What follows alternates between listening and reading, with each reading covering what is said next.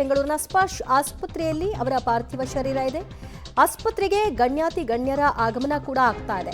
ಶಾಮನೂರು ಪಾರ್ಥಿವ ಶರೀರದ ದರ್ಶನವನ್ನ ಈಗಾಗಲೇ ಕೇಂದ್ರ ಸಚಿವ ಸೋಮಣ್ಣ ಅವರು ಪಡೆದಿದ್ದಾರೆ. ನಾಳೆ ದಾವಣಗೆರೆಯಲ್ಲಿ ಶಾಮನೂರು ಶಿವಶಂಕರಪ್ಪ ಅವರ ಅಂತ್ಯಕ್ರಿಯೆಯನ್ನ ನೆರವೇರಿಸಲಾಗುತ್ತೆ.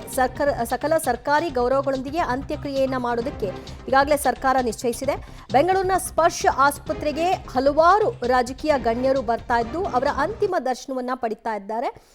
ಬೆಂಗಳೂರಿನಲ್ಲಿ ಅವರ ಪಾರ್ಥಿವ ಶರೀರವನ್ನ ಇಡ್ತಾರಾ, ಒಂದು ಅಂತಿಮ ದರ್ಶನಕ್ಕೆ ವ್ಯವಸ್ಥೆ ಆಗುತ್ತಾ ಅನ್ನುವಂತಹ ಸಹಜ ಪ್ರಶ್ನೆ ಇದೆ. ಅದಕ್ಕೆ ಕಾಂಗ್ರೆಸ್ ಪಕ್ಷ ಮತ್ತು ಶಾಮನೂರು ಅವರ ಕುಟುಂಬಸ್ಥರು ಯಾವ ತೀರ್ಮಾನಕ್ಕೆ ಬರ್ತಾರೆ ಅನ್ನೋದನ್ನ ನೋಡಬೇಕು. ಈಗಾಗಲೇ ಕೇಂದ್ರ ಸಚಿವ ವಿ ಸೋಮಣ್ಣ ಅವರು ಕೂಡ ಆಗಲಿರುವ ಶಾಮನೂರು ಶಿವಶಂಕರಪ್ಪ ಅವರ ಅಂತಿಮ ದರ್ಶನವನ್ನ ಮಾಡಿ ಬಂದಿದ್ದಾರೆ. ಮತ್ತಷ್ಟು ಮಾಹಿತಿ ಕೊಡ್ತಾರೆ ನಮ್ಮ ಪ್ರತಿನಿಧಿ ರಾಘು. ಸದ್ಯ ಸಂಜೆ 6:20 ಅವರು ಅಗಲಿಕೆಯನ್ನು ಕಂಡಿದ್ದಾರೆ ಅನ್ನುವಂತಹ ಮಾಹಿತಿಯನ್ನ ಸ್ವತಃ ಅವರ ಅಳಿಯ ಪ್ರಕಟ ಮಾಡಿದ್ದಾರೆ. ಈಗ ಮುಂದಿನ ಪ್ರಕ್ರಿಯೆಗಳ ಕುರಿತಾಗಿ ಏನ್ ಹೇಳ್ತಾರೆ, ಏನ್ ತೀರ್ಮಾನಕ್ಕೆ ಬರಲಾಗಿದೆ? ದಿವ್ಯಾ, 6:20 ಶಾಮನೂರು ಶಿವಶಂಕರಪ್ಪ ಅವರು ನಿಧನ ಆಗಿರುವಂಥದ್ದು. ಸದ್ಯ ಆಸ್ಪತ್ರೆಯಲ್ಲಿ ಅಂದರೆ ಬೆಂಗಳೂರಿನ ಇನ್ಫೆಂಟ್ರಿ ರಸ್ತೆಯಲ್ಲಿರುವಂಥ ಖಾಸಗಿ ಆಸ್ಪತ್ರೆಯಲ್ಲಿ ಅವರ ಪಾರ್ಥಿವ ಶರೀರವನ್ನು ಇಡಲಾಗಿದೆ. ಇನ್ನೂ ಅನೇಕ ನಾಯಕರುಗಳು ಅಂದರೆ ರಾಜಕೀಯ ಮುಖಂಡರೆಲ್ಲರೂ ಕೂಡ ಆಸ್ಪತ್ರೆಗೆ ಬಂದು ಭೇಟಿಯನ್ನು ಮಾಡಿ ಅವರ ಅಂತಿಮ ದರ್ಶನವನ್ನು ಪಡೆಯುವಂಥ ಸಾಧ್ಯತೆ ಇದೆ.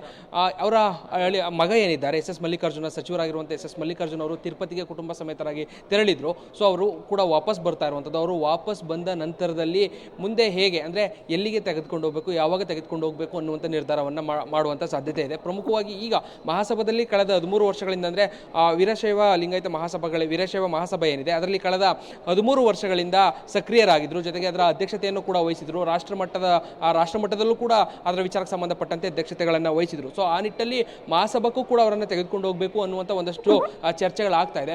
ಕುಟುಂಬದವರೆಲ್ಲರೂ ಕೂಡಿ 9:30 ವೇಳೆಗೆ ಎಸ್ ಮಲ್ಲಿಕಾರ್ಜುನ ಅವರು ತಿರುಪತಿಗೆ ಹೋಗಿರುವಂಥವ್ರು ವಾಪಸ್ ಬರ್ತಾರೆ. ಅವರು ಬಂದ ನಂತರದಲ್ಲಿ ಮುಂದೆ ಹೇಗೆ ಏನು, ಜೊತೆಗೆ ದಾವಣಗೆರೆಗೆ ತೆಗೆದುಕೊಂಡು ಹೋದಂಥ ಸಂದರ್ಭದಲ್ಲಿ ಅಲ್ಲಿ ಯಾವ ರೀತಿ ಏನು ಮಾಡಬೇಕು ಅನ್ನುವಂಥ ನಿಟ್ಟಲ್ಲಿ ಕೂಡ ಒಂದಷ್ಟು ಚರ್ಚೆಗಳನ್ನು ಮಾಡ್ತಾರೆ. ನಂತರದಲ್ಲಿ ಅಧಿಕೃತವಾಗಿ ಹೇಗೆ ಅನ್ನುವಂಥದ್ದನ್ನು ಘೋಷಣೆಯನ್ನು ಮಾಡ್ತಾರೆ. ಸದ್ಯಕ್ಕೆ ಇಲ್ಲೇ ಒಂದಷ್ಟು ಜನ ಮುಖಂಡರುಗಳು, ರಾಜಕೀಯ ಮುಖಂಡರು ಎಲ್ಲರೂ ಕೂಡ ಆಸ್ಪತ್ರೆಗೆ ಬಂದು ಅವರ ಅಂತಿಮ ದರ್ಶನವನ್ನು ಪಡೆಯುವಂಥ ಸಾಧ್ಯತೆ ಇದೆ. ಈಗಾಗಲೇ ಆಸ್ಪತ್ರೆ ಬಳಿಯೂ ಕೂಡ ಎಲ್ಲ ರೀತಿಯಾದಂಥ ವ್ಯವಸ್ಥೆಗಳನ್ನು ಮಾಡಿಕೊಳ್ಳಲಾಗಿದೆ. ICUನಲ್ಲಿ ಇಟ್ಟಿರುವಂಥ ಕಾರಣಕ್ಕಾಗಿ ಬಂದಂಥವರಿಗೆ ಒಂದಷ್ಟು ಜನರಿಗೆ ಹಂತವಾಗಿ ಅವರನ್ನು ಅಂತಿಮ ದರ್ಶನವನ್ನು ಮಾಡುವಂಥ ಅವಕಾಶವನ್ನು ಮಾಡಿಕೊಡಲಾಗ್ತದೆ. 9:30 ನಂತರದಲ್ಲಿ ಅಧಿಕೃತವಾಗಿ ಎಲ್ಲಿಗೆ ಅವರ ಪಾರ್ಥಿವ ಶರೀರವನ್ನು ತೆಗೆದುಕೊಂಡು ಹೋಗಲಾಗುತ್ತೆ, ಜೊತೆಗೆ ಅವರ ಕಾರ್ಯಗಳೆಲ್ಲವೂ ಕೂಡ ಅಂತಿಮ ಕಾರ್ಯಗಳೆಲ್ಲವೂ ಕೂಡ ಹೇಗಿರುತ್ತೆ, ಎಲ್ಲಿ ವ್ಯವಸ್ಥೆಗಳನ್ನು ಮಾಡಲಾಗುತ್ತೆ, ಸಾರ್ವಜನಿಕ ವ್ಯವಸ್ಥೆಗಳೆಲ್ಲವೂ ಕೂಡ ಹೇಗೆ ಅನ್ನುವಂಥದ್ರ ಸಂಪೂರ್ಣವಾದಂಥ ಮಾಹಿತಿ ಸಿಗುತ್ತೆ. ದಿವ್ಯಾ, ಥ್ಯಾಂಕ್ ಯು ರಾಘು, ನಿಮ್ಮೆಲ್ಲ ಮಾಹಿತಿಗೆ.